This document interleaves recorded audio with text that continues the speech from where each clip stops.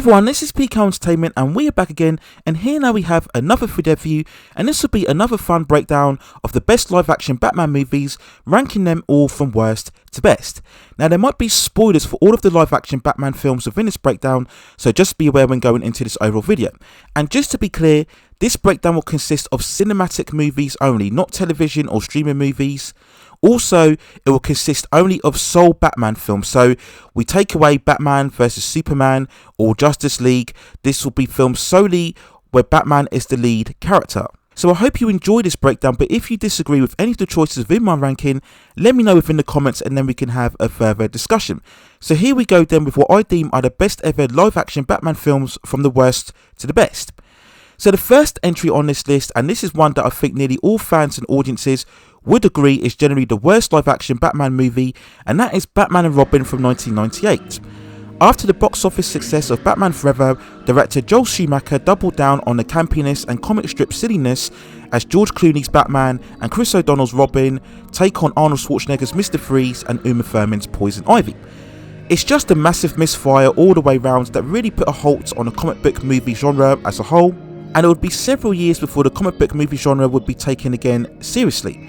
Perhaps the only big achievement from Batman and Robin is that it was so bad that it made Warner Brothers put a real concerted effort into making sure that the next live action Batman movie would be a massive improvement, which of course it was. We then go on to the next choice on this list, and that is Batman Forever from 1995. In many ways, this was really the film that was responsible for Batman and Robin. Batman Forever was of course a huge deviation from what came previously after the controversy generated by Batman Returns and its somewhat perceived box office underperformance. So Warner Brothers made various changes, starting off of course with Val Kilmer replacing Michael Keaton in the lead role as Batman, partnering up with Chris O'Donnell as Robin, going up against Tommy Lee Jones's Two-Face and Jim Carrey's The Riddler. The movie did actually focus a lot more on Bruce Wayne dealing with his inner demons and trauma of his parents' death, but all of that good work was undercut by the film's lighter, very campier tone, which was an ill-advised course correction. This wasn't made any better by the hyperactive performances from the villains, especially by Jim Carrey's The Riddler. Now over the years, many have come to defend this movie after its release, but overall it just comes across as a massive letdown after the two stellar efforts from both 1989 and 1992. So because of that, Batman Forever still ranks amongst the worst ever live action Batman movies. We'll then go on to the next entry on this list, and that is The Batman from 2022. Perhaps a somewhat controversial choice having this movie in this position, the most recent Batman film certainly had a lot going for it aesthetically, as director Matt Reeves deliberately goes for a far more darker, noir story as a Batman who this time is far more prominent as a detective, working alongside Lieutenant James Gordon to track down the Riddler, who is very much more of a serial killer, committing various murders all over Gotham City. The movie definitely amps up all of the mood and atmosphere alongside a great musical score from Michael Giacchino, all of which create an immersive experience. But the film is let down by an excessive 3-hour runtime and an overly grounded, realistic approach that lacks the comic book magic and aura and imagination that really should be associated alongside Batman, making his version a far more muted and far less imposing movie as a result. But overall, it's a fine and very good solid Batman film, but it falls just quite short of really matching the true iconic status for the character. We go on to the next entry on this list, and that is The Dark Knight from 2008. Christopher Nolan's epic and revered sequel has so often been deemed the definitive Batman live action movie by so many of the modern day audiences. Whilst I wouldn't call it that, it most definitely has a large scope and sophistication about it and composition. Batman this time going up against the anarchist Joker, while Harvey Dent emerges as a supposed shining light of crime enforcement within Gotham City. The movie itself is full of great poise and stature, consisting of course of an amazing chase sequence halfway through the movie, and it also has a certain amount of iconography, particularly generated from the late Heath Ledger's performance as the Joker. So The Dark Knight definitely has plenty of attributes for a great Batman movie, but ultimately it just falls short due to a lackluster third act. The story itself yields itself far too much to the Joker at the expense of Two-Face, who really should have been the main villain of the story, and definitely the action sequences and choreography could have been improved far for sure.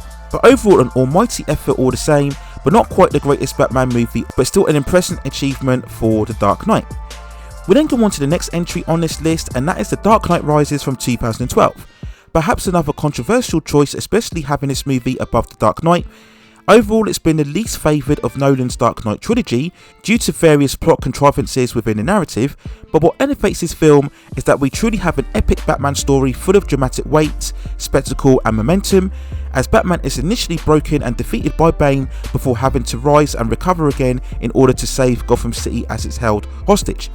In this movie here, we truly have high stakes and jeopardy, and even more of a grandiose and powerful story, with great standout moments and scenes, in particularly when Batman does indeed rise again from the metaphorical pit in order to come back against Bane.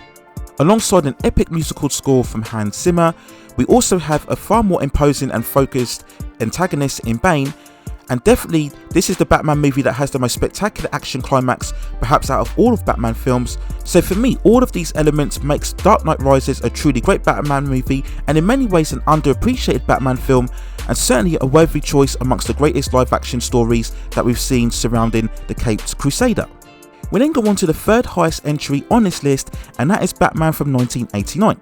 Tim Burton's cultural blockbuster definitely has a case for being the most significant live action Batman movie, really changing the landscape in terms of the alternative superhero epic movie following the two incredible Christopher Reeve Superman films. This film also changed the perception of the character by taking inspiration from the darker graphic novels from the likes of The Dark Knight Returns and The Killing Joke to present a far more stylish and gritty Gotham aesthetic to the character that really is so perfect for Batman. Everything within this movie is just so iconic and legacy defining, from Danny Elfman's iconic musical theme, almost every bit as imposing as John Williams' Superman music, Jack Nicholson's electric portrayal of the Joker, and of course introducing us to, for me, is what the best live action interpretation of Batman in Michael Keaton, showcasing a Batman who has a certain poise, stature and confidence and conviction within all of his actions, all of which Michael Keaton achieves with such effortlessness. He was the one actor amongst all of the other interpretations who was easily able to create a distinct contrast between Bruce Wayne and Batman, most iconically of course with the changing of his voice for each alter ego, and that in itself is what makes Michael Keaton the best interpretation of the character. There are so many times when I feel that this should be the greatest Batman movie ever, but there are probably two other films that do everything just as good as what this film does. But I think without question, Batman 89 is definitely the most iconic movie. Everything is there in terms of the hype and the fanfare and the action. All of these elements are hard to resist, and that's why Batman from 1989 is without question one of the greatest live action Batman films ever. And so we come to the runner-up on this list, and that is Batman Begins from 2005. Christopher Nolan's rebooting of the character certainly earns its place for bringing back respectability and stature to the character after the foolishness from Batman and Robin 7 years earlier. The approach this time was an origin story of how exactly Bruce Wayne takes the first steps to becoming Batman following the death of his parents. And it's definitely the film's first hour where it lies at its most impressive, carrying so much emotional weight and gravitas, with Christian Bale bringing a real intensity to the character. This is of course the most focused Bruce Wayne character arc perhaps of all of Batman films, as we see Bruce Wayne going through the process of identifying with the symbolism of fear in order to take down Gotham's criminal element. Supported by a truly great cast including Michael Caine's Alfred, Morgan Freeman's Lucius Fox, and a great performance from Liam Neeson as Ra's al Ghul, creating a far more distinctive Gotham City than its sequels did. Batman Begins has everything going for it in terms of the greatest Batman movie. It's perhaps just let down by the final third, which unfortunately consists of incoherent fight sequences and a certain uneven pace towards the climax. But despite all of this, Batman Begins is definitely a Batman movie that is imposing and important, as it carries huge themes and concepts and resonance, and without question it's definitely the best of Christopher Nolan's Dark Knight trilogy, which is a great achievement in itself, and it's the runner-up within this breakdown as the greatest live-action Batman film ever. And so we come to it at last then, the number one spot for me, and I think for a lot of people, the best ever live-action Batman movie, and that is Batman Returns from 1992.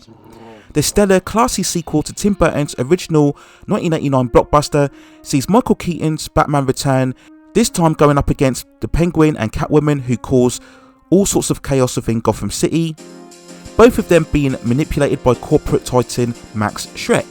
Now there will be many arguments against Batman Returns in terms of it lacking a focused plot, Batman being sidelined in favour of the villains and not having any particular standout action sequences. But what makes Batman Returns such a great Batman movie is that it retains all of the qualities and iconography of the first 1989 movie, but it takes those elements to an even higher level.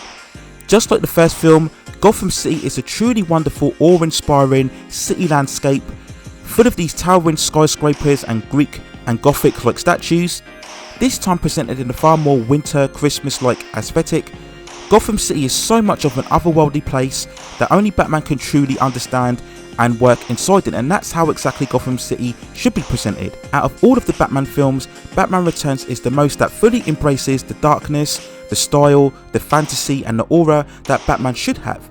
It's weird, it's edgy, it's bizarre, it's very stylish, and it's full of grandeur and scope, and it's also, for the most part, a movie that is far more intimate, far more of a lower scale, and that's really what Batman should be.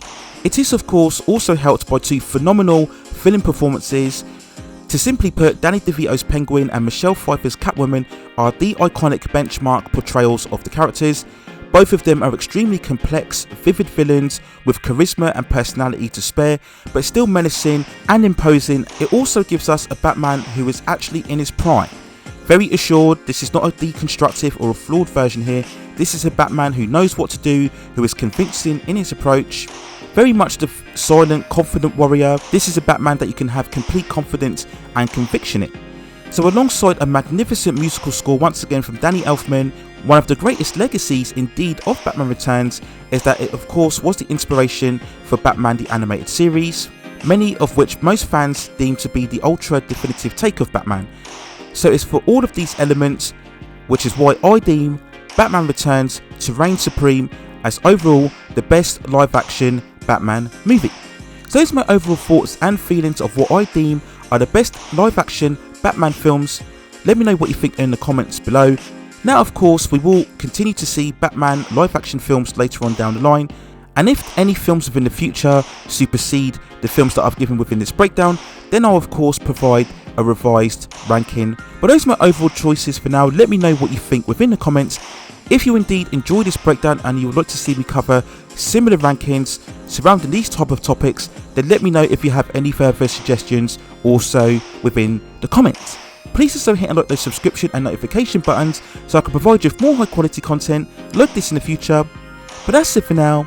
Take care of yourselves, stay safe distances, and I will see you very soon.